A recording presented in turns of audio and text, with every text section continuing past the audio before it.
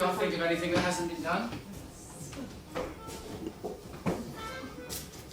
Okay, as they start coming up, Mark, you want to hit the camera? Ah, yeah. Leave it to the last second, otherwise we'll have a spectacular demo mode to enjoy. It's great, it shows you, well, I'll just put the page down. Very annoying. Partly, it's very small, isn't it? you can gather around and see the photograph. But this person here, I think it's Ron Newman. Yeah, it's me up here. Well done. Is this Ron Derek's first toga party? Costumes are really interesting. And the lovely pyjama cord round here, very nice. The next one, again, I don't know if it's going to come out here. This is Ron Derek starring the Tim from The Office. I think it honestly says a huge amount for Derek, that he persevered through times of wearing helmets like that. How you can, go through it seriously. It looks even more like a bob brush, not. And the next one is another little hair thing. Just about keeping his concentration and yet marvelling at this astonishing hairpiece. Actually, as he pointed out, that if you look, Derek's eye line, it's actually on the hair. And of course, it's not all Noddy Boffin and King Lear and Willie Loman. There's some other parts.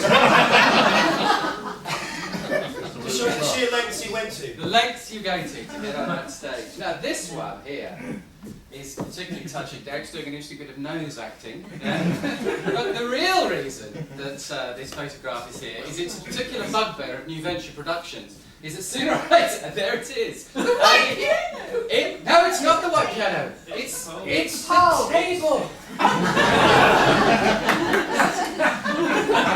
It's the only sort of odd, old-looking table we've got, so it turns up everywhere. And very usefully for a theatrical prop, it doesn't really stand up.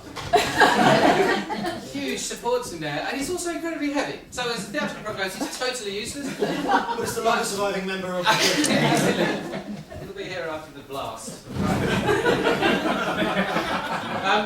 This one's there to illustrate Derek's mastery of theatre technique. What do you do when you're on stage and you realise you've forgotten your pipe? Well, you just go on. The audience has to imagine that pipe. Theatre is about creativity after all. This also, I think, is particularly taxing, since they're all showing incredible sort of Lear-like feelings about a teddy bear, I think, or something. It is, it's a small bear. Very nice, but real delight. Oh yeah, this is great. I hope this comes out. This shows the mastery of stage makeup. Or it would. There's a couple of, you can just see them there, it's aging. It's like someone's idea of aging is just to sort of tremble a line. Now, and this last one, can you see that? Yeah, there's something wonderful about that. And we've got nothing to say about it, apart from the fact that we think it links to Derek's interest in organised religion and his feelings about that, which he made the focus of one of his better-known party pieces, although I never saw him do this. And we're now going to get a taste of this piece. Mr. Mike Bloom, ladies and gentlemen.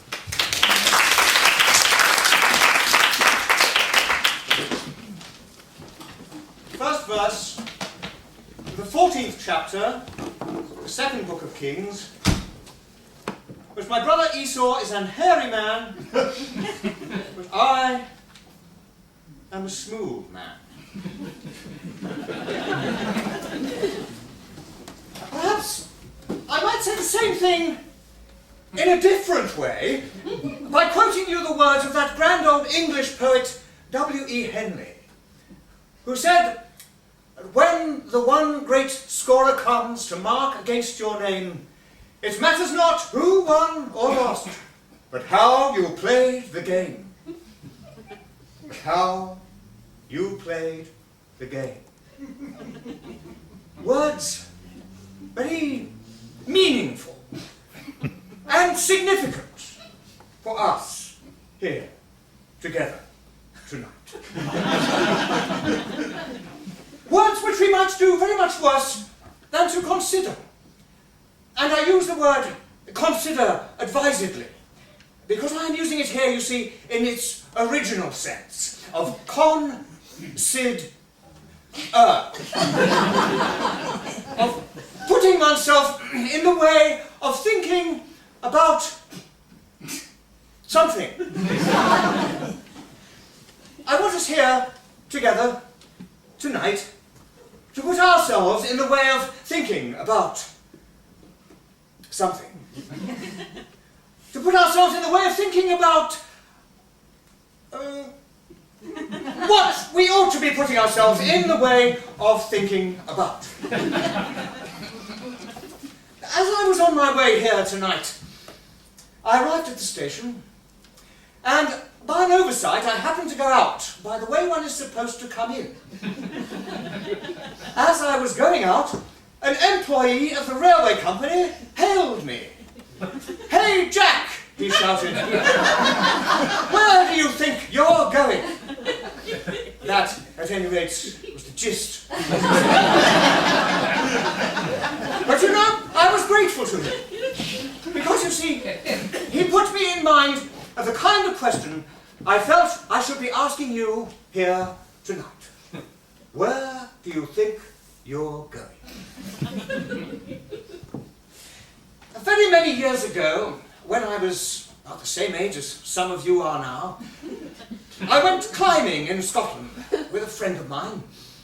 And there was this mountain, you see, and we decided to climb it. All day we climbed, up, and up, and up, higher, and higher, and higher, until the valley lay very small below us, and the mist of evening began to come down, and the sun to set. And when we reached the summit, we sat down to watch this magnificent sight of the sun going down behind the mountains. And as we watched, my friend very suddenly and violently vomited. Some of us think life's a bit like that, but it isn't. Life, you know, is rather like opening a tin of sardines. We're all of us looking for the key. I wonder how many of you here tonight have wasted years of your lives looking behind the kitchen dresses of life for that key. I know I have. Others think they've found the key, don't they? They roll back the lid of the sardine tin of life, and they reveal the sardines, the riches of life therein, and they take them out, and they enjoy them. But you know, there's always a little bit in the corner. I wonder, is there a little bit in the corner of your life?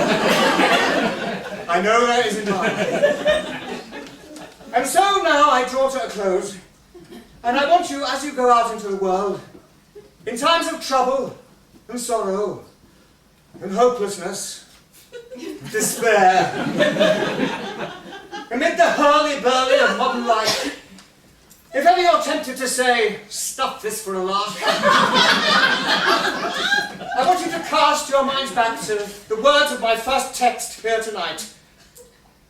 But my brother Esau is a hairy man, but I am a smooth man.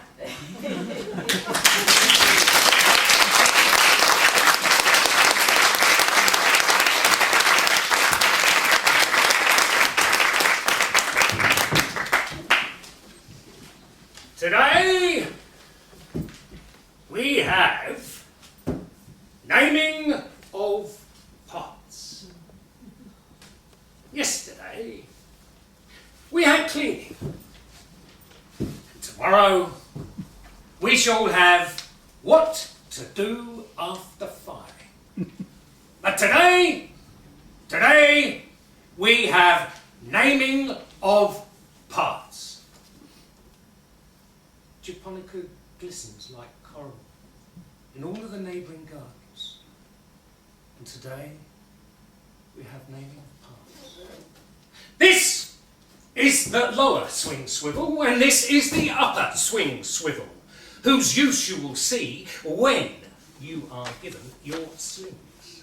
And this is the piling swivel, which in your case, you have not got. The branches hold in the gardens their silent, eloquent gestures, which, in our case, we do not have. This is the safety catch, which is always released with an easy flick of the thumb. And please do not let me see anyone using his finger. You can do it quite easy if you have any strength in your thumb. The blossoms are fragile and motionless, never letting anyone see anyone using his finger. And this is the bolt. The purpose of this is to open the breech, as you can see. We can slide it rapidly backwards and forwards. We call this easing the spring. And rapidly backwards and forwards, the early bees are assaulting and fumbling the flowers. We call it easing the spring. They call it easing the spring. It is perfectly easy if you have any strength in your thumb. Like the bolt and the breech and the cocking piece and the point of balance, which in your case we have not got. And the almond blossom silent in all of the gardens, and the bees going backwards and forwards. For today, we have naming of parts.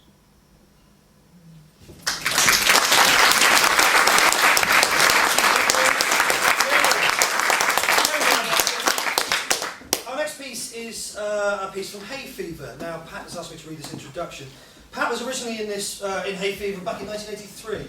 I think, and joining her tonight will be Mr. Tony Brownings. Now, Hay Fever is a comedy of bad manners, which starts with the arrival of 4 guests, invited by different members of the Bliss family, for a weekend at their country house. Hay Fever looks at the way that they are ignored, embraced, humiliated, and abandoned to slink away by themselves during a family row.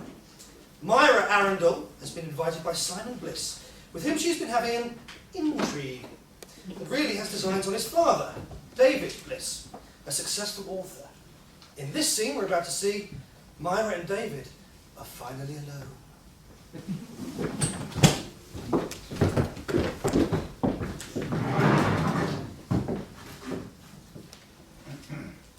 And you see, he comes in and finds her there, waiting for him. She hadn't been away at all. No. And that's psychologically right, I'm sure. No woman, under those circumstances, would. It's brilliant of you to see that. I do think the whole thing sounds most excellent. I got badly stuck in the middle of the book when the boy comes down from Oxford, but it all worked out all right eventually. When shall I be able to read it? I'll send you the proofs. You can help me correct them. No, divine. I shall feel most important. Would you like a cigarette or anything? No, thank you. I wonder where everybody is. Not here, thank God. It must be dreadfully worrying for you, having a house full of people. It depends on the people. I have a slight confession to make. Confession? Yes. Do you know why I came down here? Well, not in the least. I suppose one of us asked you, didn't they? Oh, yes, they asked me, but Well, I was invited once before, last September. I was in America then. Exactly. What do you mean, exactly? I didn't come. I'm a very determined woman, you know, and I made up my mind to meet you ages ago. Well, that was charming of you. Not much to meet, really. You see, I'd read Broken Reeds. Did you like it? Like it?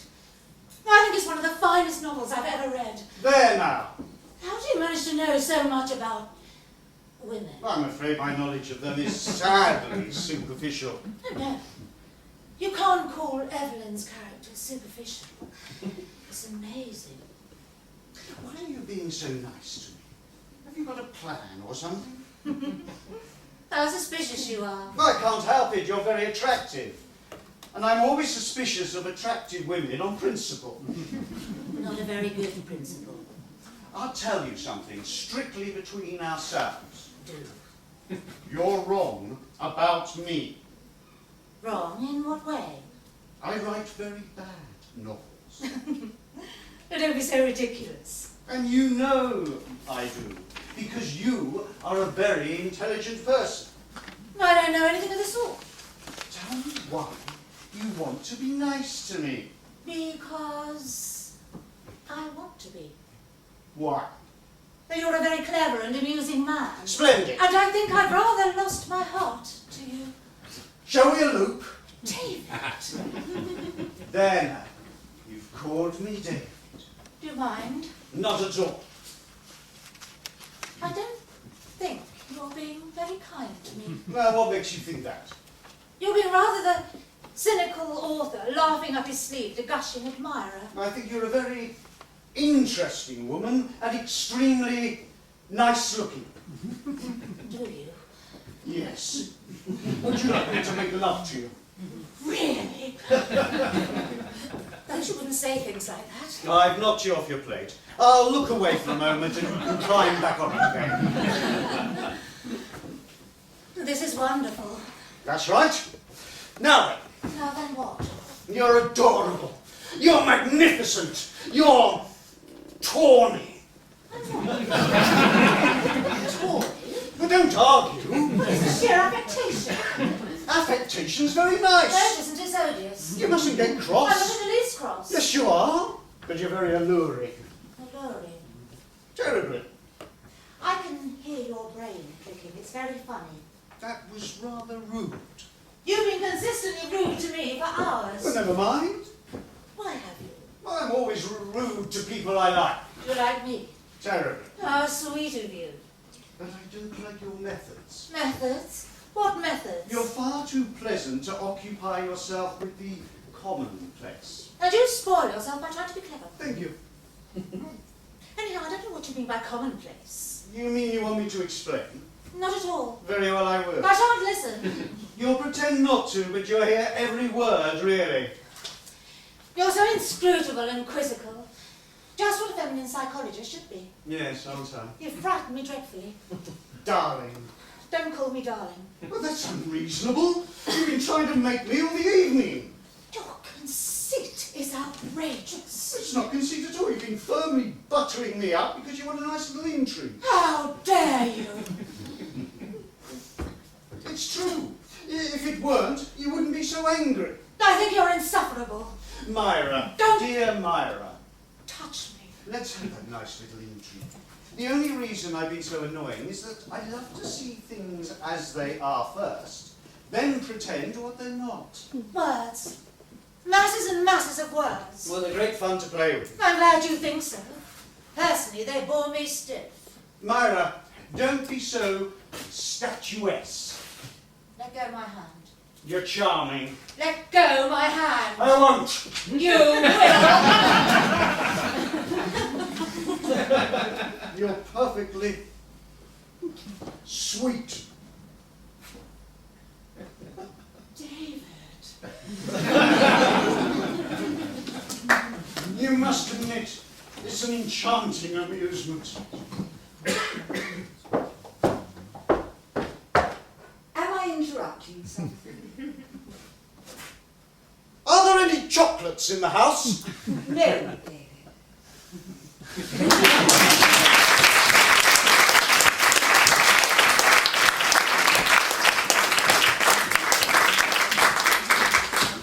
Right. Would you like to put the house lights up, Alex, a little bit? Okay, we are now going to do Guess That Production. Yeah, then we may need to reset the technical stuff. Now, I've noticed that the actress for the next piece is not actually here, unless she's there. She's in the... Oh, shit! Are you here? Right. So, you should all have pens, all bought from the pound shop. Really good. If you want any pens, it's £2 for 30 pence. So this is the first one.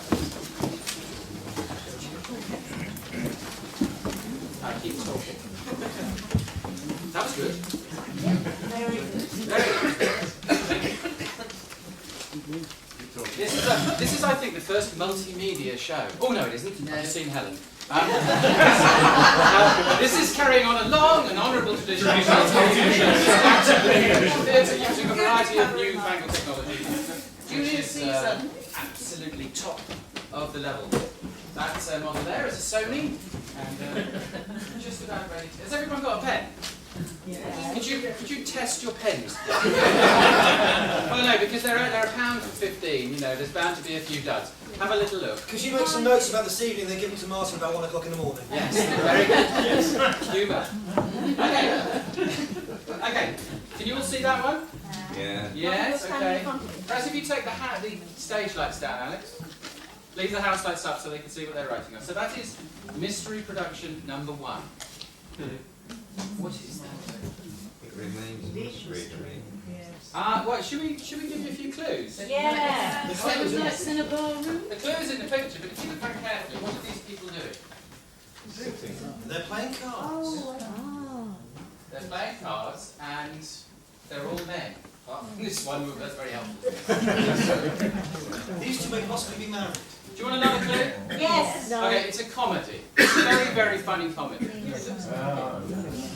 Okay. Right, no real prizes for this one.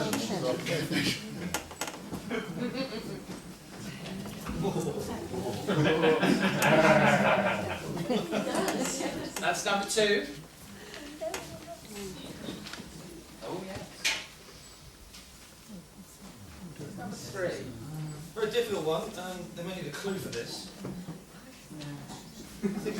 Well, I think it's a play with a small cast and a young boy who sits hunched, biting his fingernails. So you didn't really get it. And this person here is clearly some kind of thoughtful professional. Because he's doing thoughtful professional acting. Okay. Here we go. We all ready? All written down our answers? Do write down something, because the bad answers will be as good as the good ones. Okay? Oh, good. Great photo, isn't it? That's actually a good example of amateur theatre makeup, I think. Yeah, that's wonderful. Okay.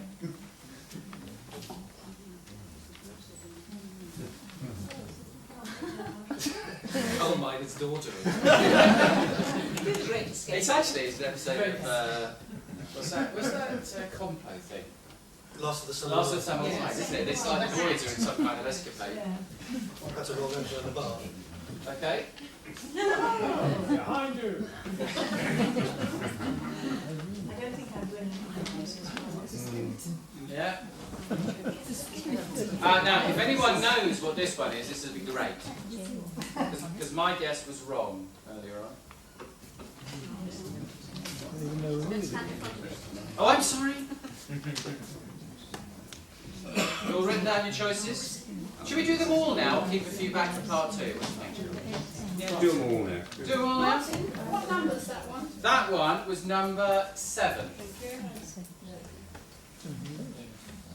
Actually, no, I'll do about 4 more. Okay.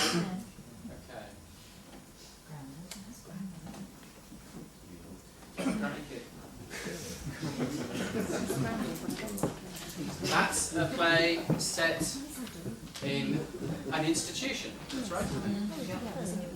And it's a very small cast. And it was very famously done by the two great knights of the British theatre. Derek and Dexter. Okay, the sort of set is a bit of a giveaway for that one. Oh, that's Yeah. To your left. What, move it to my left? No, move yourself. And the suit's reflecting the light. Okay, last one for this half.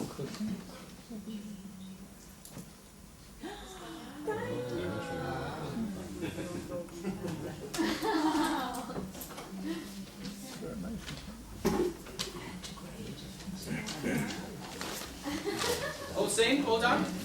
Yeah. Right, now this is not part, actually this is a sort of, if you get this, you win Guess This Production, even if you got nothing right on the other ones.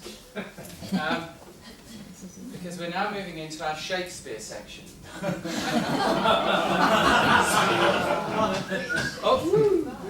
I don't think anyone involved in the production of this knows what part that is. Although Chris, was there some sort of guess that it might be? No. I thought it might be a school one. Well, His first one. if it was his first one for the theatre, his first Shakespeare for New Venture was Claudio in Much Ado. Yeah. Okay, right, we're moving on. Our next item is, can we have a bit of stage, I guess?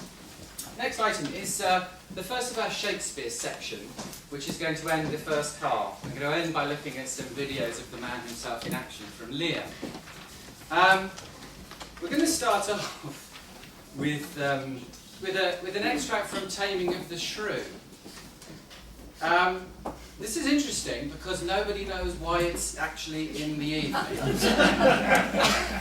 Chris's version is that I bullied her to put it in, but I can't think why.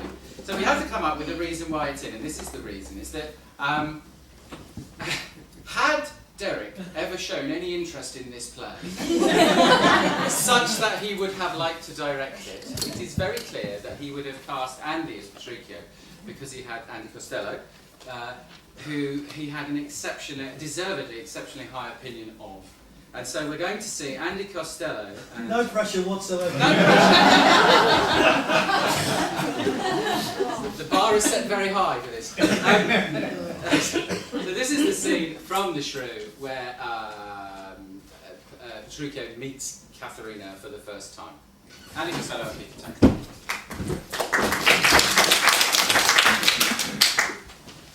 I pray you do. I'll attend her here and woo her with some spirit when she comes. Say that she rail. Why then I'll tell her plain she sings as sweetly as 'twere a nightingale. Say that she frown. Well, I'll say she looks as clear as morning roses, newly washed with dew. Say that she be mute and will not speak a word. Then I'll commend her volubility, and say she uttereth piercing eloquence. If she did bid me pack, I'll give her thanks, as though she did bid me stay by her a week. If she deny to wed, well, I'll crave the day when I shall ask the banns, and when be married. But here she comes. And now, Petruchio, speak! Oh, good morrow, Kate. For that's your name, I hear. Well, have you heard? Though something hard of hearing. They call me Catherine, that to talk of me. There you lie, in faith, for you are called plain Kate. And Bonnie Kate, and sometimes Kate the Cursed. But Kate, the prettiest Kate in Christendom.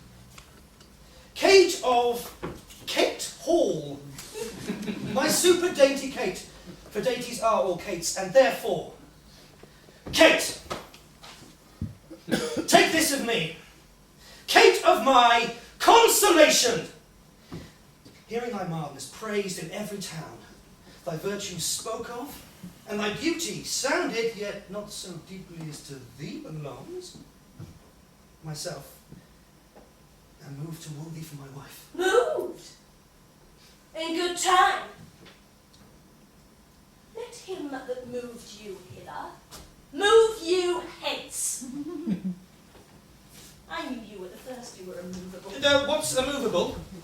A joint stool. Thou hast it then. Come, sit on me. Asses are made to bear, and so are you. Women are made to bear, and so are you. No such jade as you, if me you mean. Alas, good Kate, I will not burden thee. For knowing thee to be but young and light. Too light for such a swain as you to catch, and yet as heavy as my weight should be. Come, come, you wasp! If faith you are too angry. If I be waspish, best beware my sting. Ooh. My remedy then is to pluck it out. Aye, if the cool fool could find where it is. Who knows not where a wasp does lay his sting? In his tail. In his tongue. Whose tongue? Yours if you talk of tails. And so farewell. What? Well, with my tongue in your tail. Nay, come again. Come, good Kate. I am a gentleman. That I'll try. I swear I'll cuff thee if thou strikest again. But so may you lose your arms. If you strike me, you are no gentleman. And if no gentleman, why, then no arms. A herald, Kate? Oh, put me in thy books. What is your crest? A coxcomb? A coneless cock. So Kate will be my hen. No cock of mine. You crow too like a craven. Nay, come, Kate, come. You must not look so sour. It is my fashion when I see a crab. Why, he is no crab, and therefore look not sour. Oh, there is. There is. Well, then show it me. Had I a glass, I would. What do you mean, my face? Well aimed of such a young one. Now, by St. George, I am too young for you. Yet you are withered. 'Tis with cares. I care not. Nay, hear you, Kate. In sooth, you skate not so. I chafe you if I tarry. Let me go. No, not a whit! I find you passing gentle. 'Twas told me you were rough, and coy, and sullen. And now I find report a very liar. For thou art pleasant, gamesome, passing courteous, but slow in speech, yet sweet as springtime flowers. Thou canst not frown, thou canst not look askance, nor bite the lip as angry wenches will, nor hast thou pleasure to be cross in talk, but thou with mildness entertains thy wooers, with gentle conference, soft and affable. Why does the world report that Kate doth limp?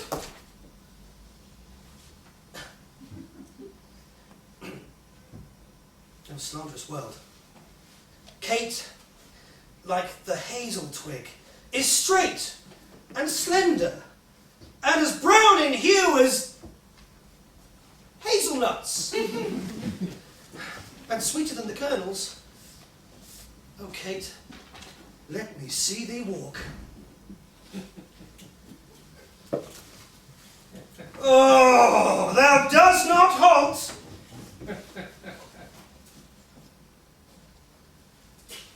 Go, fool.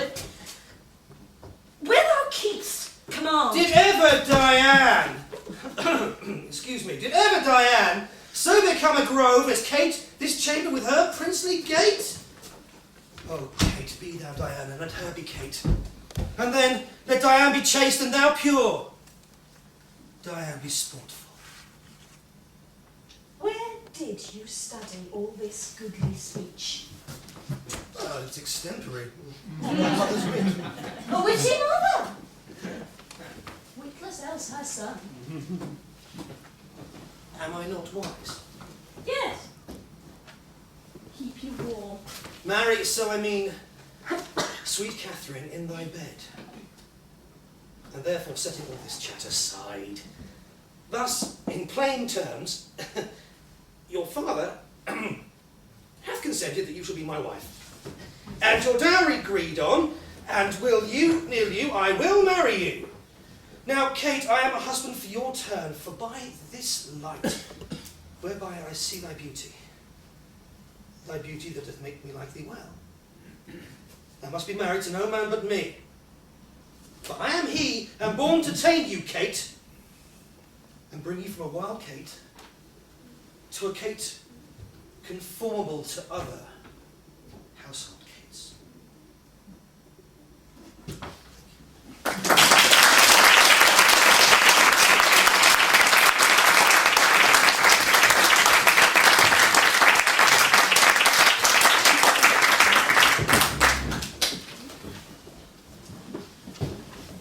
Would I were with him wheresoe'er he is, either in heaven or in hell.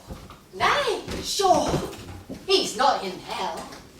He's in Arthur's bosom, if ever man went to Arthur's bosom, and made a finer end, and went away, and it had been any Christian child. I parted him just between 12 and 1, even at the turning of the tide. After I saw him play with his sheets, play with flowers, and smile upon his fingers' ends, I knew there was but one way. For his nose was as sharp as a pen, and a babbled of green fields. And now, Sir John, quoth I, what man, be a good cheer. So he cried out, God, God, God, 3 or 4 times. Now I, to comfort him, bade him he should not think of God. I hoped he had no need to trouble himself with any such thoughts yet. So I bade me lay more clothes on his feet. I put my hands into the bed and felt them. They were as cold as any stone. Then I felt to his knees. So upward and upward. And all was as cold as any stone.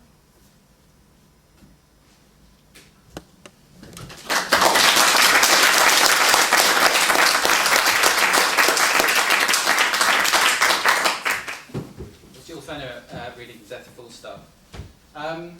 We're now going to end this section of tonight by eventually looking at a couple of clips from the production we did here in 2000 of Lear. Derek obviously as Lear. I directed it, and as those of you who knew the pair of us may know, and those of you who don't know, it's always a good story, we had an interesting relationship, which was characterised by strong feelings at all times. And some of those feelings that Derek had find their way, I think, in the subtext of the poem that he wrote, Lear's Proclamation, but I think underneath what seems to be an apparently murderous attack on me, there is a deep affection. I ought to say, I've said this privately to Chris, and it's absolutely right. One of the reasons why I love Derek and admired him so much was that although we had huge disagreements, and he's legion, I love the fact that you always knew exactly what he thought and what he felt. There was no side to him at all. Didn't always agree with him, and he certainly didn't always agree with me. But that's quite rare in a world that's increasingly sort of public relations oriented. So I don't mean to offend any public relations. He was a straight talker. He was an honest man, a deep thinking and deep feeling man as well. So Dennis is going to read his poem.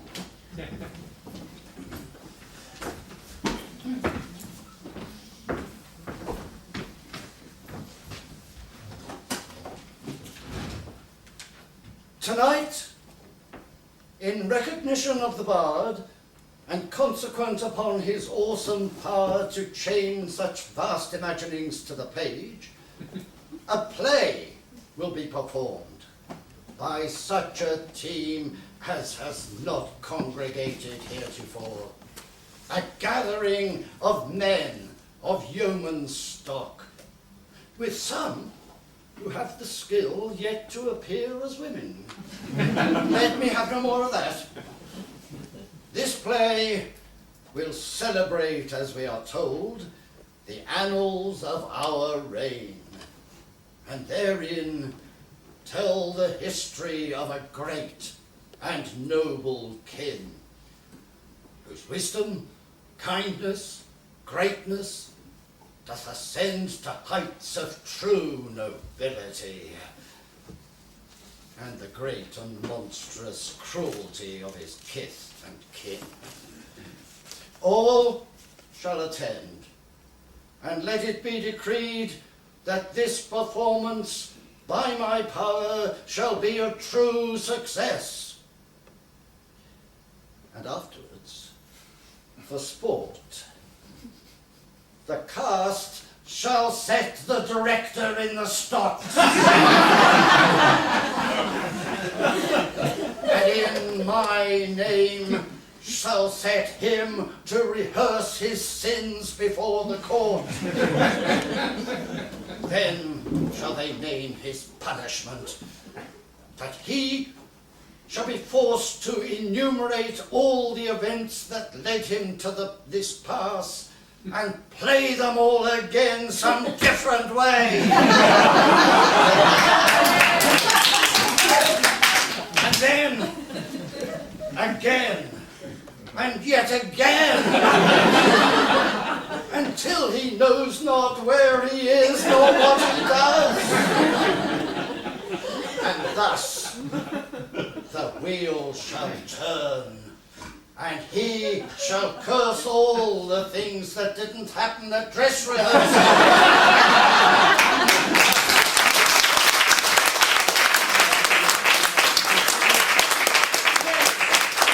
Let the stage be littered with broken legs.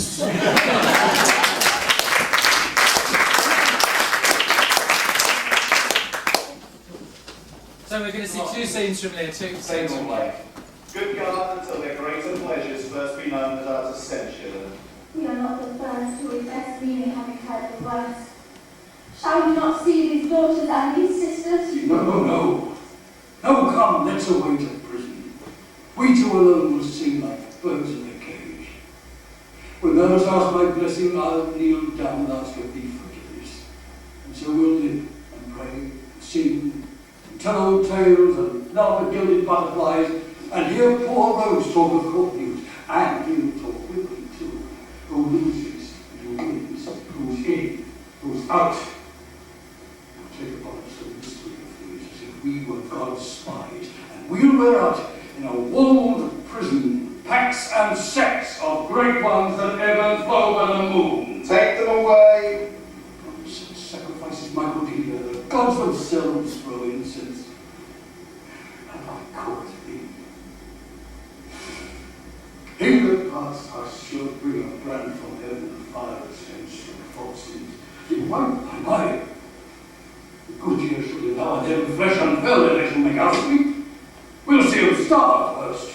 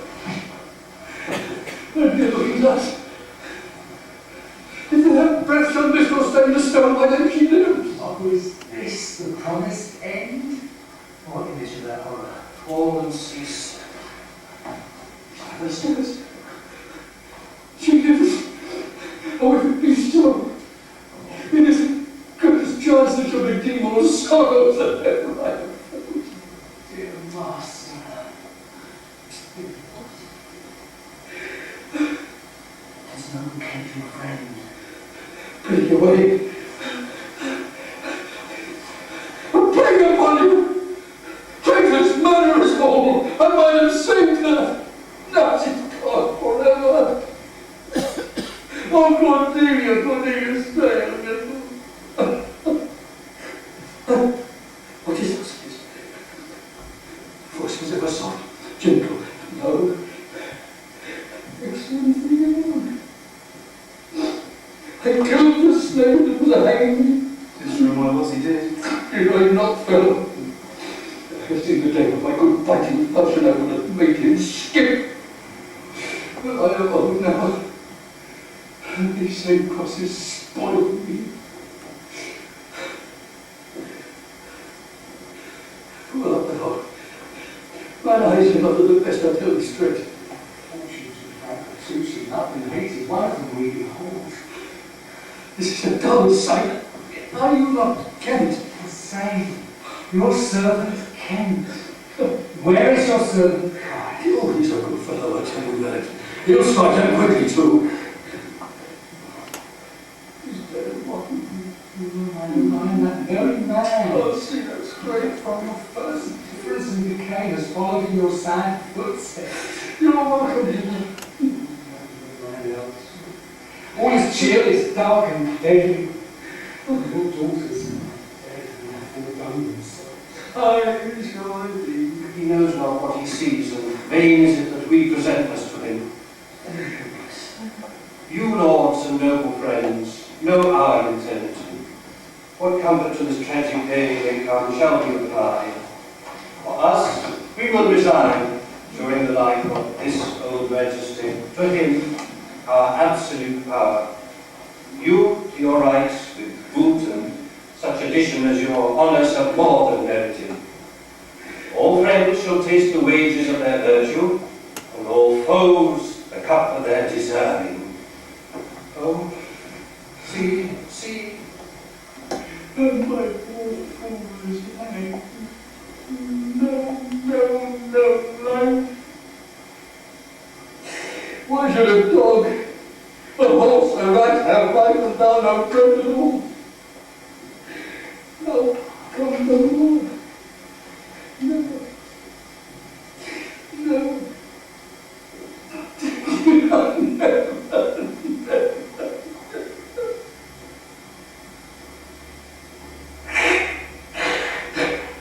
Bring her to the pump.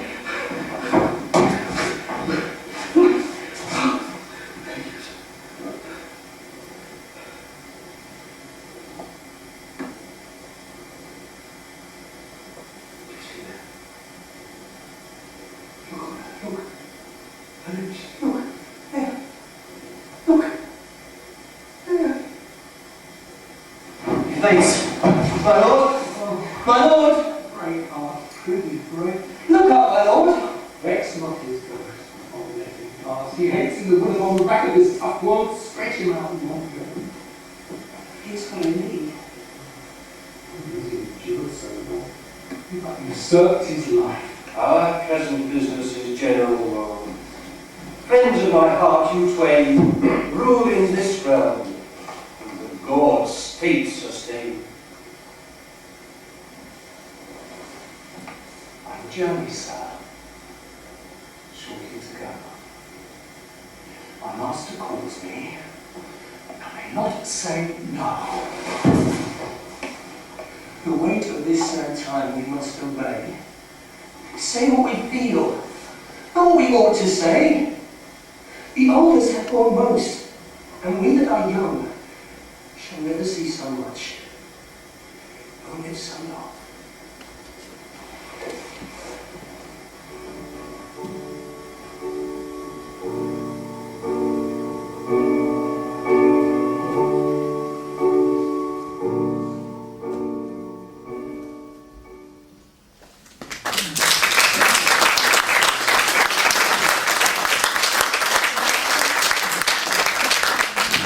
Now be in brief-ish interval, 10, 15. How brief? 15. You up? How brief? 10, 15. 15, 20 minutes. Okay. What you? Right. 15 minutes? 15 minutes. Okay. Welcome back, everybody. We're now doing the second part of the Guess That Production quiz, I believe. We are. Is everyone's pen still functioning? I know one is broken. Unbelievable. Unbelievable. They're 3p each. If anyone has broken theirs, I have a ready supply out here. Right. So, we all ready? Yeah. I hope someone knows what this production is because nobody here on the stage or in the show does. We are on number. We're on number 11. If we have to, please, like, what is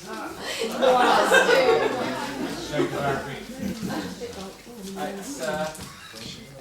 It's an extraordinarily good costume again, isn't it?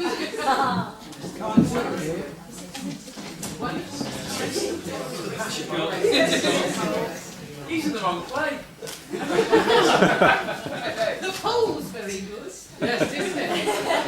Sterling moment. Right, so that was number 11. This is number 12. Oh my God. I hope you know. Right. Oh, come on, Very good. Right, number 30. Number 30. That's right, the 3 old ladies. Oh, Thank you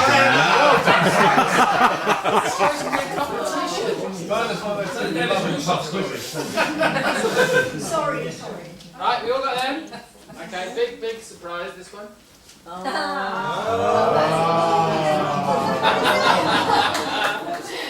Right, by the way, we haven't got 25, we've only got 19. So number 15.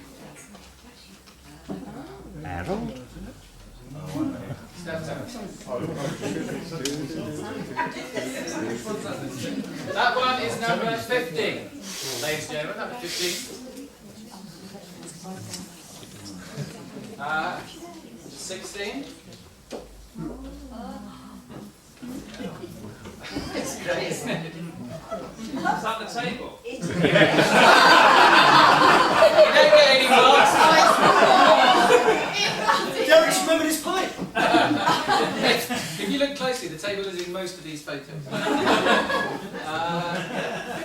this is I didn't even know that this play had been done here, but this is number 17. I think this is one, even if you don't know anything about it, you might get this one. Oh, Those chains. Chains. Okay. The penultimate one. Absolutely no idea. Chess. Oh, God. Write it down, What an amazing set, though.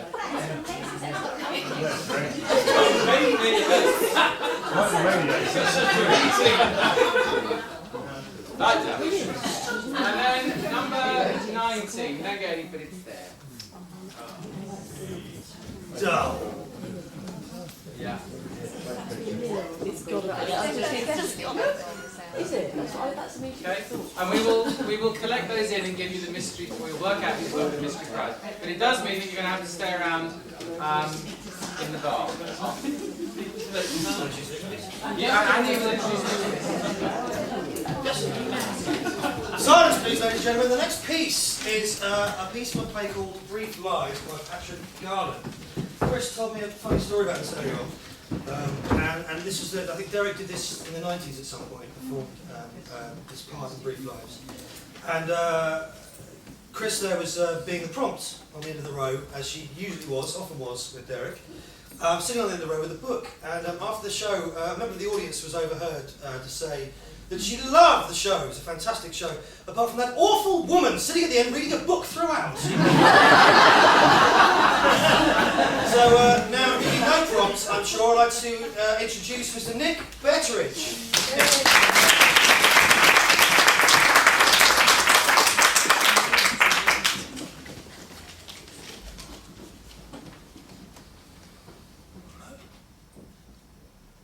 Ah, yes.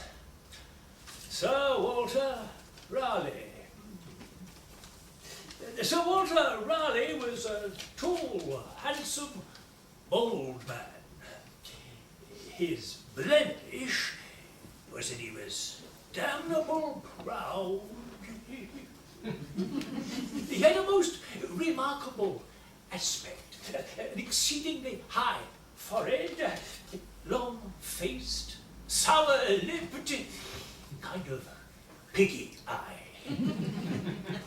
His beard turned up, naturally. He loved a wench well. And one time, getting up one of the maids of honour, getting her up against a tree in a wood, she was something modest and fearful of her honour. "Sweet Sir Walter," she cried, "sweet Sir Walter, oh sweet Sir Walter, what do you may ask? Will you undo me? Oh nay, sweet Sir Walter, oh sweet Sir Walter, Sir Walter." And at last, as the danger and the pleasure at the same time grew higher, she cried in ecstasy, "Swisser swatter, Swisser swatter, Swisser swatter."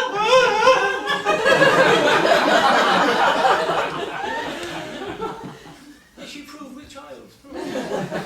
And I doubt not but this hero took care of them both. My old friend, Sir James Harrington, Esquire, was an acquaintance of Sir Walter Raleigh's. He told me that being invited to dinner with some great person, where his son was to go with him, Sir Walter said to his son, "Thou art such a quarrelsome, affronting creature, that I am ashamed to have such a bear for my company." Master Walt promised his father he would behave himself. So, away they went. And young Master Walt was very demure, at least until half dinner time. "Then," said he, "I this morning went to a hall. I was very eager of her, kissed and embraced her, and went to enjoy her, when she thrust me from her, and vowed I should not, for, says she, your father lay with me but an hour ago." Sir Walter, being so strangely surprised and put out of countenance at so great a table, fetched his son a damn blow across his face. His son, rude as he was, would not strike his father, but strikes the face of the gentleman that sat next to him, and says, "Box about, 'twill come to my father alone." It is now a common proverb.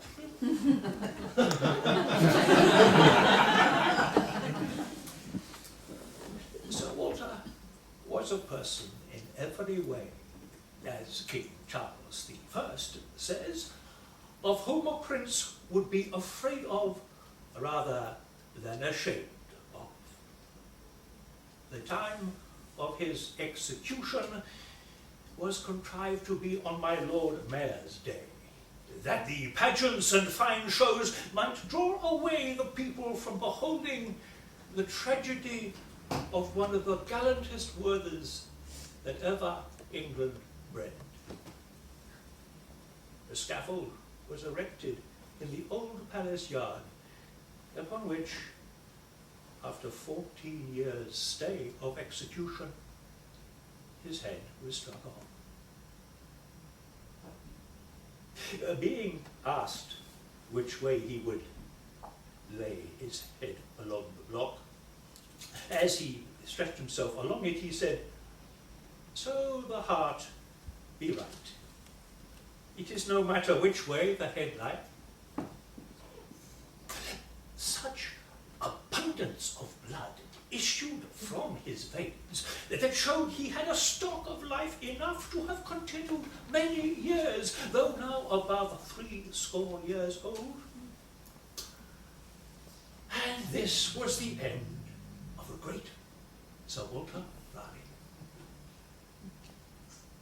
His nephews were my schoolfellows.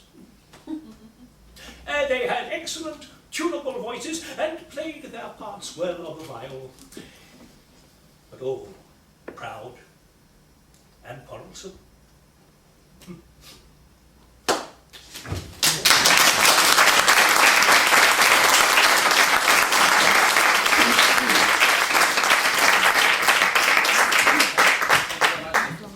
That was a one-man show, and I think it was about 1996 that Derek did Faith Healer for us. The next piece is from Faith Healer. 99. Which was, thank you, it was in 99. And similarly, it's a play which has a series of monologues. And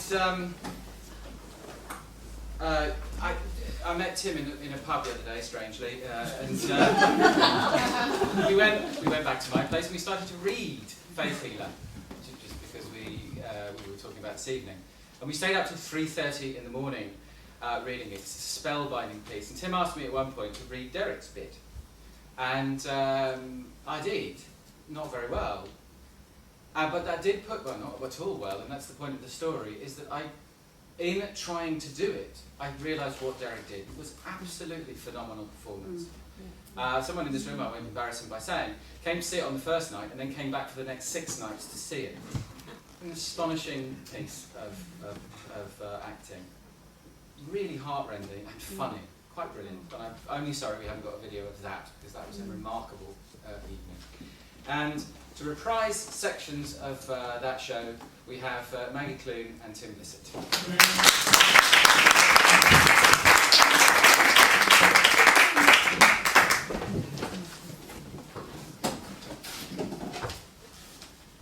Teddy.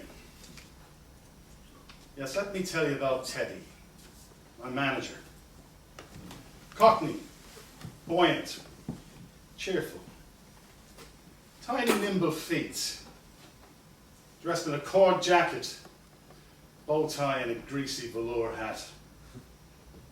I never knew much about his background, except that he'd been born to show this. I never knew why he stayed with me, because we barely scraped a living.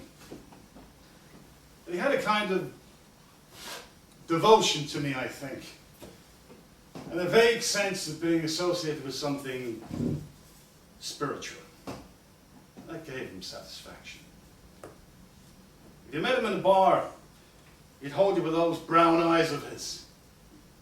I've handled some of the most sensational properties in my day, dear art, but I threw them all up for Mr. Hardy, because he is the most fantastic thing you've ever seen. And you know, when you actually considered what he had passed up the tour with us, a Miss Mulatto and her 3 pigeons, and the languid whippet called Rob Roy, who took sounds from a set of bagpipes.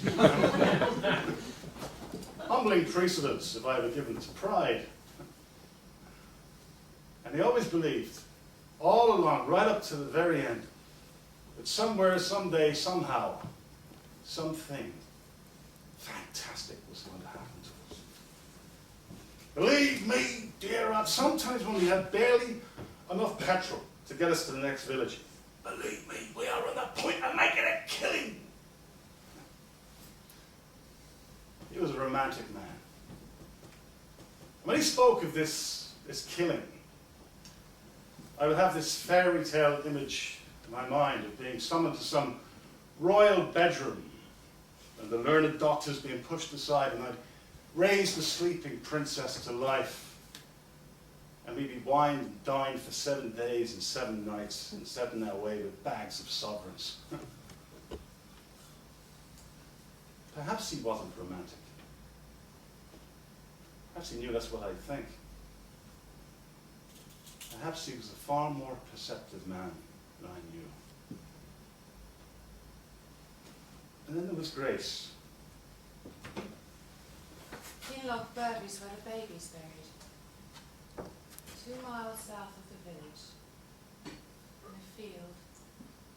On the left-hand side of the road as you go north. Funny, isn't it? But I don't think I've ever met anyone that's ever been to Kinlochbervie. Not even Scottish people. But it is a small village and very remote. Right away up in the north of Sutherland. About as far north as you can go in Scotland. And the people there told me that in good weather it's very beautiful.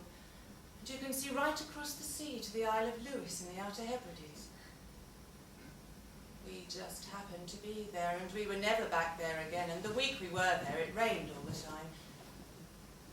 Not really rained, but a heavy, wet mist so that you could scarcely see across the road. But I'm sure it is a very beautiful place in good weather. Anyhow, that's where the baby's buried. In Lochbervie, in Sutherland, in the north of Scotland. Frank made a wooden cross to mark the grave, and he painted it white, and he wrote across it, "Infant child of Francis and Grace Hardy." Oh, no name, of course, because it was stillborn, just infant child. I'm sure that cross is gone by now, because it was a fragile thing, and there were cows in the field, and it wasn't a real cemetery anyway. And I had the baby in the back of the van, and there was no nurse or doctor, so no one knew anything about it except Frank and Teddy and me. And there was no clergyman at the graveside. Frank just said a few prayers that he made up. So there's no record of any kind. And Frank didn't talk about it afterwards. Never once mentioned it again, and because he didn't, neither did I. So that was it. Over and done with. A finished thing.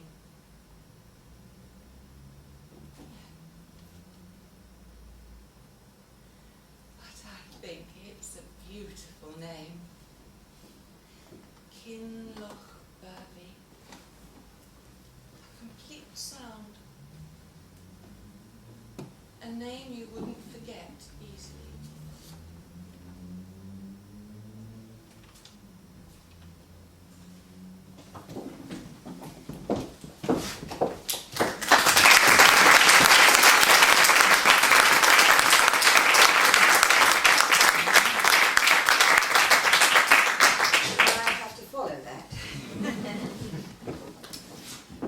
I spend all my days in a leafy old grove, but I live not the day when I see not my love. I survey every walk now my Phyllis has gone, and sigh when I think we were there all alone. Oh, then 'tis I think there's no hell like loving too well. But each shade and each conscious bower when I find, where I have been happy and she has been kind, when I see the print left of her shape on the green, I imagine the pleasure may yet come again. Oh, then 'tis I think no joys are above the pleasure of love. While alone to myself, I repeat all her charms. She I love may be locked in another man's arms. She may laugh at my woes, and so false she may be, to say all the sweet things she before said to me. Oh then, 'tis oh then, I think there's no hell like loving too well. But when I consider the truth of her heart, such an innocent passion, so kind without art, I fear I have wronged her. Yet hope she may be, so full of true love, to be jealous of me. Oh, then 'tis I think there's no joy above the pleasures of love.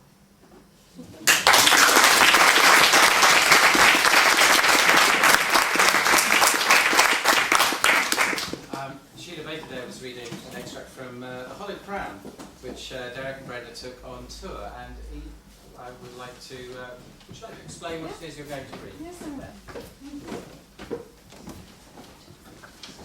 Well, as you may know, Hollow Crown, as well as involving actors, it also requires men singers. And a very good friend of mine, known, I'm sure, to many of you, Norman Shaw, a fine baritone, who was also, for many years, an associate member of New Venture, was recruited and as a singer, and he in turn called on two of his friends, Jack Peck, tenor, and Bob Reed. And at the end of it all, Derek wrote a very kind letter of thanks to them. And although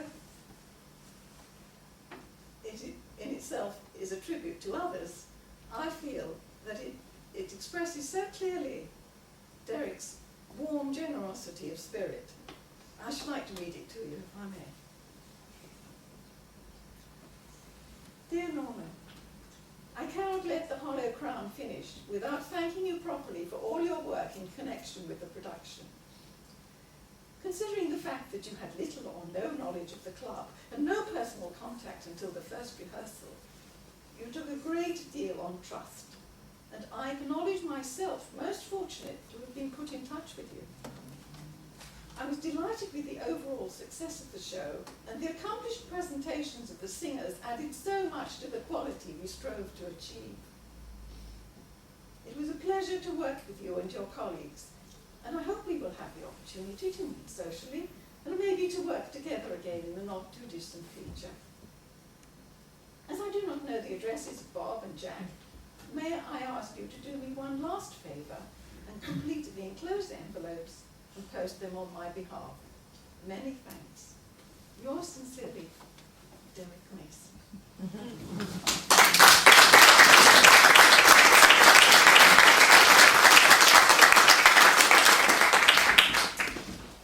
And so we move on to the last of the, as it were, live events. We're going to look at a section from On Golden Pond. The table.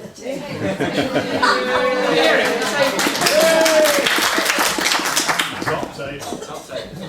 I'll move my stuff from it. Yes, it's the opening of On Golden Pond, which those of you who assiduously listen to Radio 4, as I do, may have heard James Fonda talking about this week. And it's going to be performed by Mike Bloom and Diana Beale.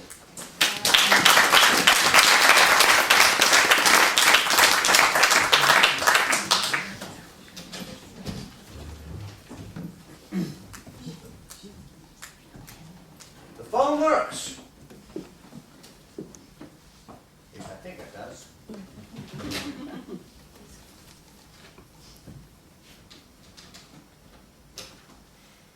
Hello? Hello? Hello? What the hell is that? Who the hell's in this picture here?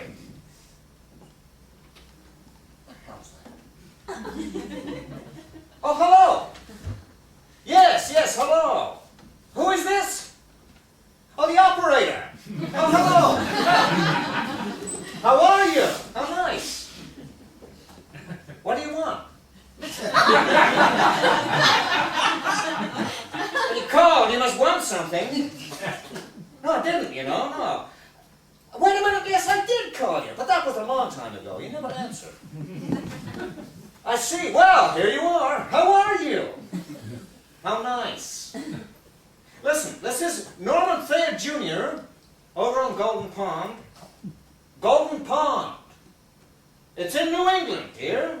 The state of Maine. Where are you? Oh, I thought so. You have the accent, you know.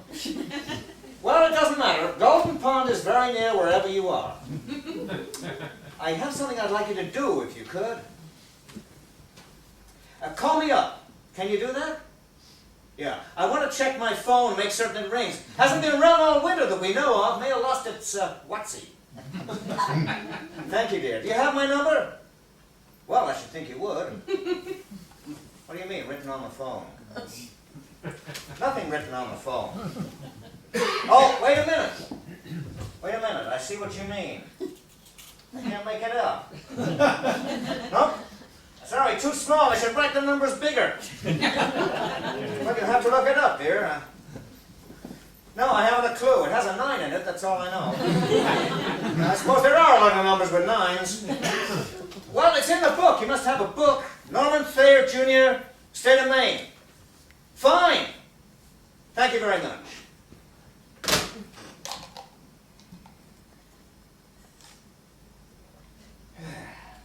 Who the hell is that? Someone at the door! It's me, you poop! Look at you. Yeah, quite a sight, aren't I? Where have you been? In the woods. In the woods? How nice. Yeah, it's beautiful. Everything's just waking up. Little tiny birds, little tiny leaves. I saw 3 little tiny chippies and a whole bunch of little flowers over by the old cellar hole. I forget what they're called, little tiny yellow things. And millions of little tiny black flies in my eyes and hair, just terrible. What were you doing out there in the woods? I was getting kindling. Well, that should last about an hour and a half. Gonna be a bit nippy tonight. I had a terrible time finding anything dry. Just look at this place. It's a mess, isn't it? Nah, not really. Just take a minute. It'll be all shipshape again. What's happened to the screen door? It fell over. How? I pushed it. What do you mean? I pushed the door fell over. It's not supposed to do that when you push it. I didn't think so. I'll fix it later. Well, you might have closed the big door. Didn't want to touch it. I was afraid of what might happen. Well, now we'll be swatting at black flies for the next 2 days. The room is probably full of them. I don't see any. You don't see them till it's too late. Of course, they're never quite so bad on the lakeside. Not when the wind blows. Whitecaps today. I met a very nice couple. What? Where? In the woods. You met a couple in the woods? A couple of people? No, a couple of antelope. Of course, a couple of people. Oh. What were these people doing in the woods? Walking. Their name was Melchiori, I think, or something. Melchiori? What sort of a name is that? No, dear, Italian, probably. They're up from Boston. Oh. Speak English? Of course they speak English. How do you suppose I talk to them? You're not fluent in Italian. They're a very nice middle-aged couple, just like us. If they're just like us, they're not middle-aged. Of course they are. Middle age means the middle, Ethel. The middle of life. People don't live to be 150.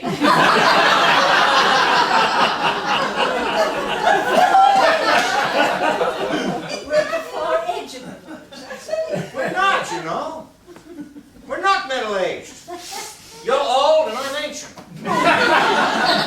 You're in your 70s and I'm in my 60s. Just barely, on both counts. Oh, we can spend the afternoon quibbling about this. We can if you like.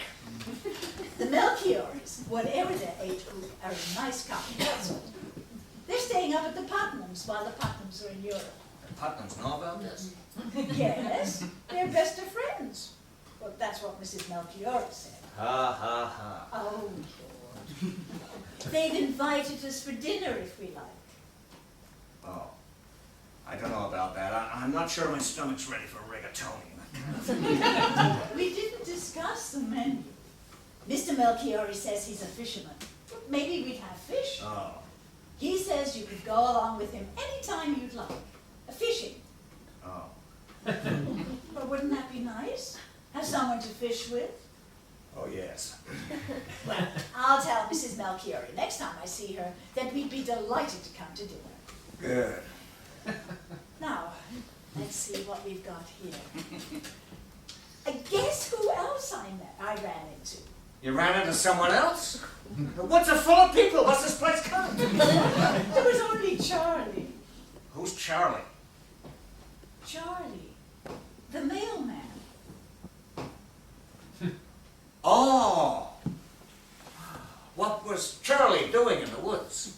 He was on the road. Oh, you went on the road too, you didn't say that. You said you were in the woods. Well, the road goes through the woods, doesn't it? Of course it does. Charlie wants to put in our dock. What for? To park the boat beside. I'll put in the dock. You won't put in the dock. Why not? Because you're too old. I'm not old at all. I'm middle-aged. Old Pearson's been putting in the dock for God knows how long anyway. But he died this past winter, so Charlie has offered to do it. Now that Pearson has received his just reward. How did that come about? I don't know, I suppose he got ill. No, how did the subject of our dock come about? Oh, we started talking about the dock because Charlie said it would be 2 more weeks before he'd start delivering the mail by boat, and he wanted to make sure we were okay. He must be the busiest man in the state of Maine. I should think so. Certainly the dimmest witted. I remember Charlie when he was just a little fellow. Yeah. Yeah, little blonde-haired kid. Used to laugh at anything. I thought then that he was a bit deficient. I remember when he used to pass out the mail for his uncle. One time, he had a package for us, I remember. A box of saltwater taffy from someone in New Jersey. He was balancing out there on the deck of that old tub they used to have, and he fell right off and splashed into the lake. I remember that. Years ago! I laughed till I thought I'd die. I was sitting down there on the dock with old Chum, waiting for the paper. I laughed and I laughed. And then Chum began to laugh. At least, I think that's what he was doing. Remember how he used to bark? Sounded like he was laughing. Charlie's uncle laughed. The passengers on the boat all laughed. Everyone laughed. This went on for some time. And it suddenly occurred to all of us at once. Charlie hadn't come back up. Got out of my chair to look for him, figuring he'd probably drowned and we'd never find out what was in the package. It was then I realized he was under the dock, embarrassed to death, afraid Chelsea had seen him take his belly flop. She had to. She used to stay in her room and watch him every day when she was a teenager. Well, I told him. She was out in the back on her bicycle. He finally crawled out, gave me our soggy package. Never liked saltwater taffy anyway. It's always so sticky. It's a stupid thing to eat. I don't know who would have sent us something like that. Some former student who was unhappy with his grades. Charlie must be 30 by now. Charlie is 44. 2 years older than Chelsea. Chelsea is 42? Our Chelsea? Afraid so. Good God.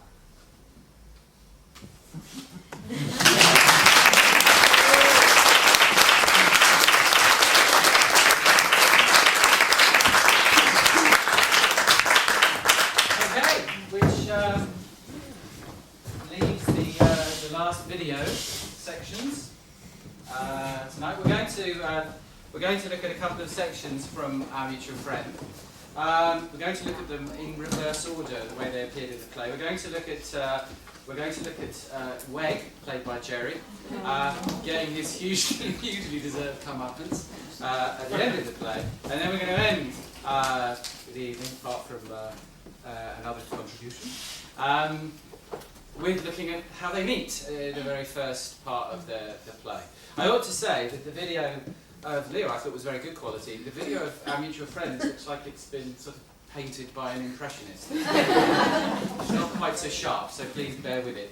And I think there's a couple of people who would like to say something. I think about Mr. Frank McKay, Mr. Jim Paul Goldwyn, I believe you'd like to come down and say a few words. Just to introduce the Our Mutual Friend piece. Round of applause, please, for Jim and Frank.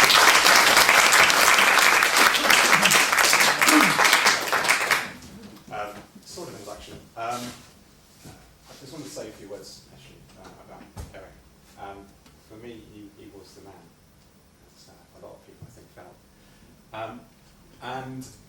I was at his funeral service, and something was said at the service, which kind of struck a discord with me, and it's been bugging me ever since, and I've been given this opportunity to try and clear it. It sounds, going through my head several times about it, very egocentric, and rather self-indulgent, so bear with me. It was said that Derek's talent was based on instinct and gut reaction, and that he didn't need to learn. And for me, that kind of felt that it meant that he plowed a lonely furrow and never, I wouldn't say never took advice, but he developed his own way of doing things. And the reason it didn't ring true for me was at the very end of our mutual friend, which was the first time I actually really got to know Derek, being a member for 4 years and never been in a play with him. And perversely, we never actually were on stage together at the same time. Unfortunately, our character lines never met, although Bradley Headstone and Lady Boffin on the same stage could have been quite interesting.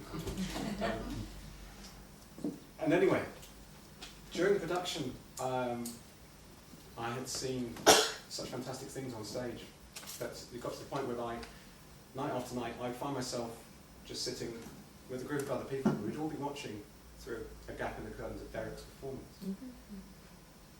And it got to the end of the run after 2 weeks, and we were at the after-show party, and I just had to take Derek to one side and just say, look, Derek, you were superb. I learned so much from watching you. It was, absolutely fantastic. I just wanted to say that. And most actors here or around the world, when they're faced with that sort of thing, will go, thanks very much. And Derek just looked at me in stunned disbelief. And just said, oh, no, you got it wrong. I've been watching you. I've learned so much from you. And for me, it just sums up the man, his humility, and he never realised just what a fantastic actor who should have gone on to so great things.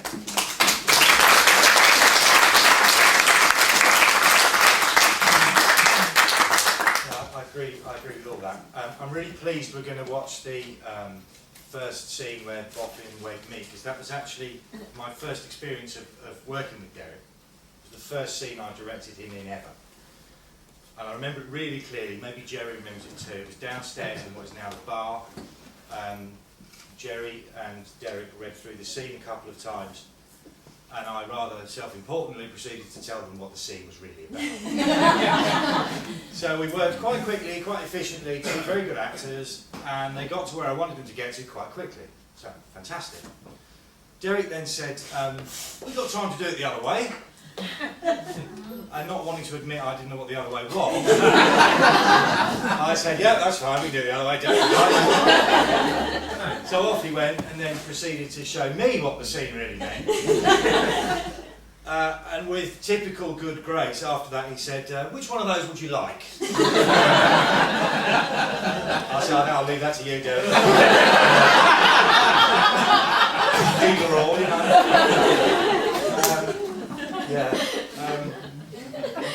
Similar to Jim, actually. Those of you that know Martin will know he's got this kind of pathological hatred of watching his own productions and kind of a sweaty mess backstage and can't get near him. I'm not quite in that league, but I'm of the same ilk. And I used to try and make myself have nights off from watching the show, because we were all knackered. I thought, I won't go in tonight because I can't watch it anyway, and it drives me up the wall, I can't watch it. And I'd be at home, up the road, and it gets about 9:25, and I'd think, it's that scene in a minute, Derek in. So I'd go and watch it. And there was one scene again with Jerry, it was the reading of the Rise and Fall of the Russian Empire. And I couldn't resist it. I had to go and watch it every night, a little hole in the door downstairs. And I'd pop in and go, hi everyone, I'm just Derek, you know. Like a sort of religious fix of some kind. Anyway, I think the most succinct way I can sum up what the experience of working with Derek, sadly only once, means to me is I feel Derek's left me with a very personal and rather wonderful legacy, which is this. I only realised this maybe 6 or 7 weeks ago. We were working on Hard Times. Whenever I open a Dickens novel and read it, Derek is reading it in my head. So it's really warming to know that when I'm old and grey, I'll be able to pick up a Dickens book and hear Derek read it to me. Should we see the clips?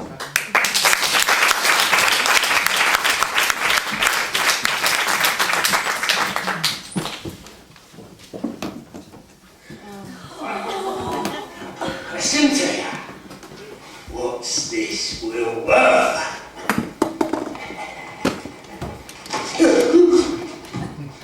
Nothing. Nothing? Scoundrel! I mean to!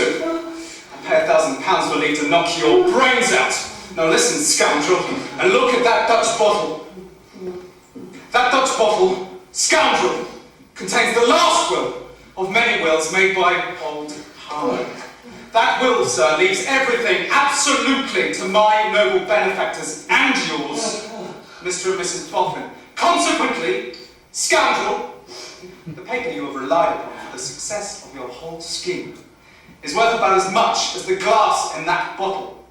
Do you understand?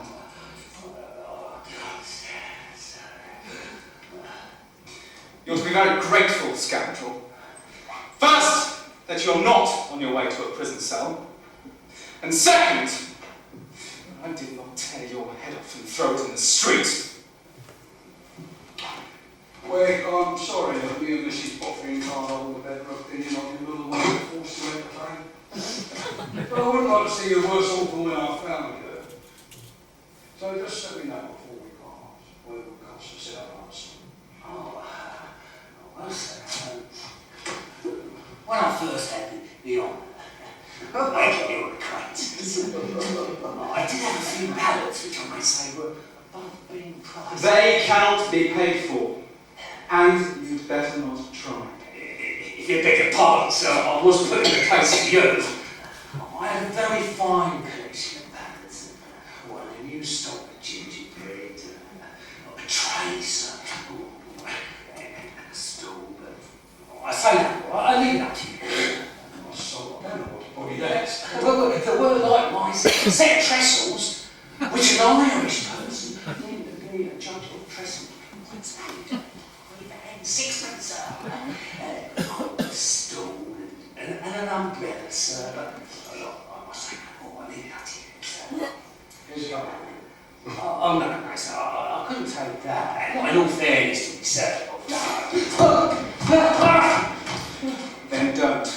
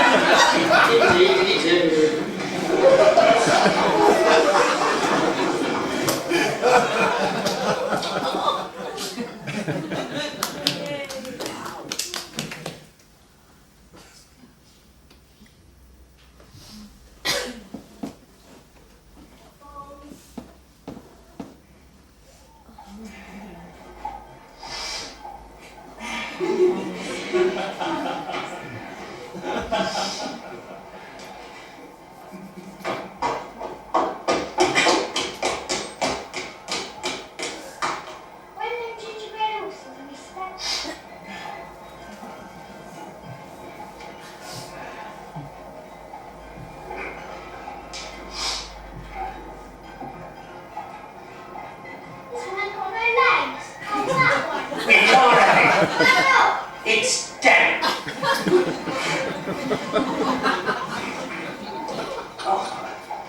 Here you go again, sir.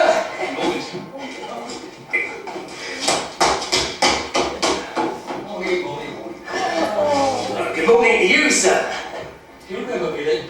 Well, I've seen you go past several times over the course of the last week or so, sir. How did you get your warm leg? Yeah, an accident. Do you like it? Well, I've got to keep it warm.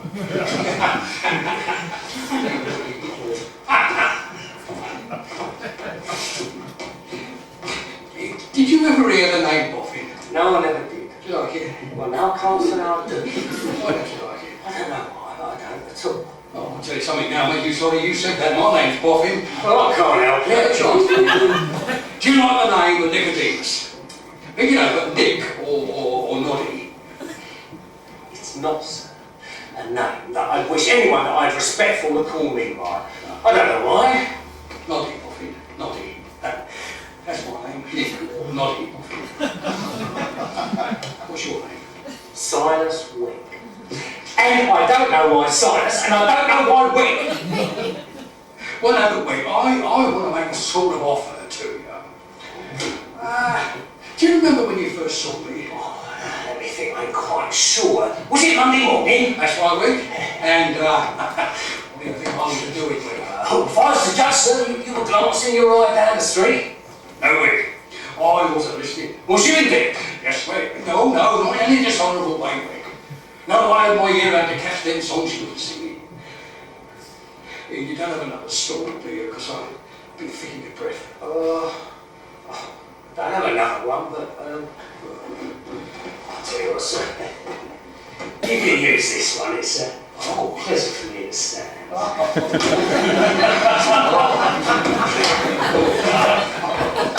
Always a pleasant place, this. Shutting on all sides with these ballads. It's delightful. If I'm not mistaken, sir, you alluded to some offer or the other that was in your mind. What I was going to say was, when I listened that morning, I listened with admiration. I thought to myself, here's a man with a wooden leg, a literary man with not exactly, sir. No, not. You know, every one of these songs by name and by tune. And if you want to read or sing any one of them, you're going to whip off a spectacles to do it. I've seen you at it. We'll say literary then, sir. Yeah, literary man with a wooden leg. And Paul Print, I told him to it. That's what I thought that morning, and 'tis, isn't it? True say, sir. There ain't a word of English print which I ain't capable of collaring our frame. Yeah, I'm sure. On the spot. Yeah. Now, consider this. Here am I, a man without a wooden leg. Old Print is shut. Indeed, sir. Education neglected. Neglected? That's not the word for it. Now, look, Wed, I'm retired from business. It's too much for me to go shifting and shuffling about with alphabet tables and rabbit hooks. I'm getting to be an old bird and I want to take it easy, but me and Mrs. Boffin, we want some reading. Now, how do I get that reading? By paying a man, truly qualified to do it, so much an hour, say twopence, to come and do it. That, I'm sure. That's the nature of the offer you mentioned, sir? Yeah. Do you like it? Oh, considering of it. Well, I don't want to tie a literary man with a wooden leg down too tight. Maybe an hour sharp part. Say me an hour. It's 2 long ones and a short one. Take 2 long ones, 2 long ones, 4 long ones. It's 5 long ones, 6 months a week, 5 long ones a day. It's 30 long ones, that's half a crown. Half a crown? Half a crown. Per week? Per week, yeah. And as for the amount of straining upon the intellect, was you thinking at all of poetry? We can't do it. Oh, we can't do it. But when one grinds on poetry night after night, it's right that one should be paid for its weakening effect on the mind. Well, tell you the truth, Wayne, I wasn't thinking of poetry, but if you was to think me in the mind every now and then to tip me and Mrs. Boffin might be a ballad, well, we'd drop into poetry. I follow you, sir. If I was to drop into poetry, I'd like it to be considered as in of the light of doing it as a friend, sir. That is more than I could have asked. Do you like the term? Mr. Boffin, sir, I never bargained. No, I never did haggle and I never will. Consequently, I meet you at once. Free and fair, done for double the money. Oh, yeah. Well, you don't know the legal hill to be where. But can you start tonight? Oh, see no reason why not, sir. You do have the necessary influence. A book, sir. Oh, yes. Boy with a sail. 8 volumes.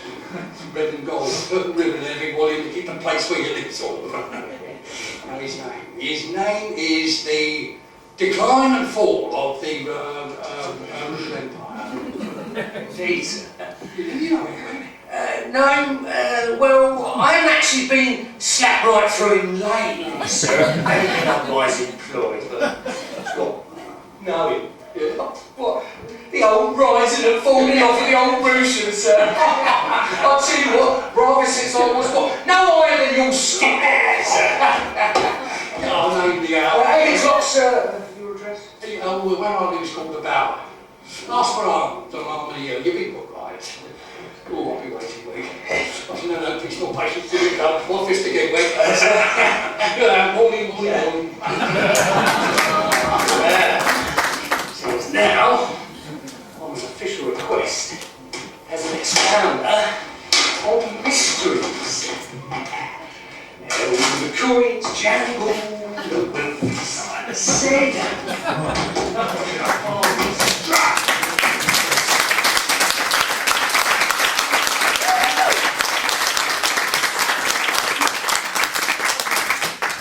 Our revels now are ended. These are actors, as I foretold you, were all spirits, and have melted into air, into thin air. And like the baseless fabric of this vision, the cloud-capped towers, the gorgeous palaces, the solemn temples, the great globe itself, yea, all which it inherit, shall dissolve. And like this insubstantial pageant faded, leave not a rack behind. We are such stuff as dreams are made on, and our little life is rounded with a sleep.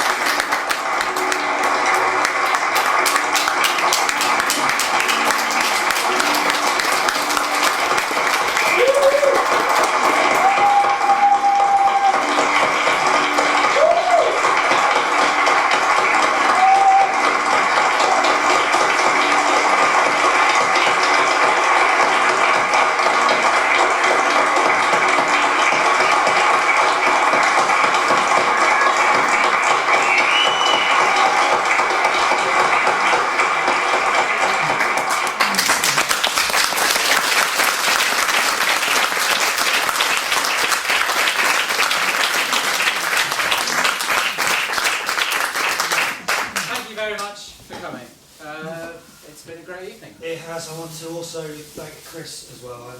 This whole evening has been about both Chris and Derek. So to them both.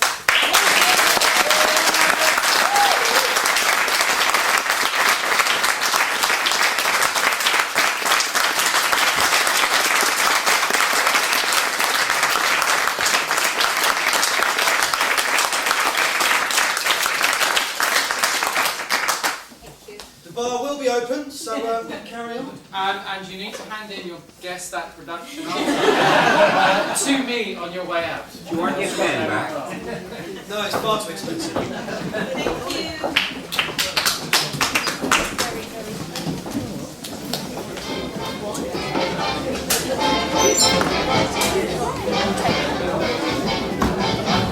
I've got to rush off now. I've got to get back to my booking after 8.